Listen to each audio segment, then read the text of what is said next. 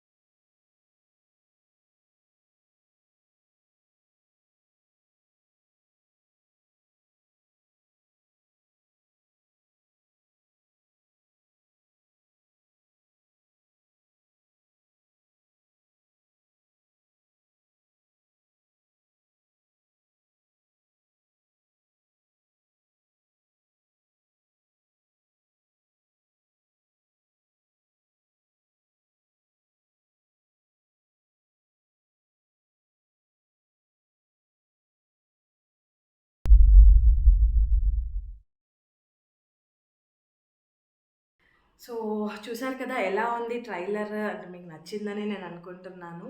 So, మర్చిపోకుండా like, share and subscribe చేయండి. మీరు సపోర్ట్ చేస్తేనే డెఫినెట్‌లీ నేను నెక్స్ట్ వీడియోస్ అనేది పోస్ట్ చేస్తూ ఉంటాను. సో, మీరు అడుగుతున్నట్టుగానే రెగ్యులర్‌గా వీడియో పోస్ట్ చేయడానికి నేను ట్రై చేస్తూ ఉన్నాను. సో, డెఫినెట్‌లీ మీ సపోర్ట్ ఉంది అంటే నేను నెక్స్ట్ అలానే స్టైలింగ్, గ్రూమింగ్ టిప్స్ అన్నీ కూడా చెప్తూ ఉంటాను. సో, మర్చిపోకుండా సబ్స్క్రైబ్ చేయండి అండ్ నెక్స్ట్ వీడియోలో మళ్ళీ కలుద్దాం. బాయ్.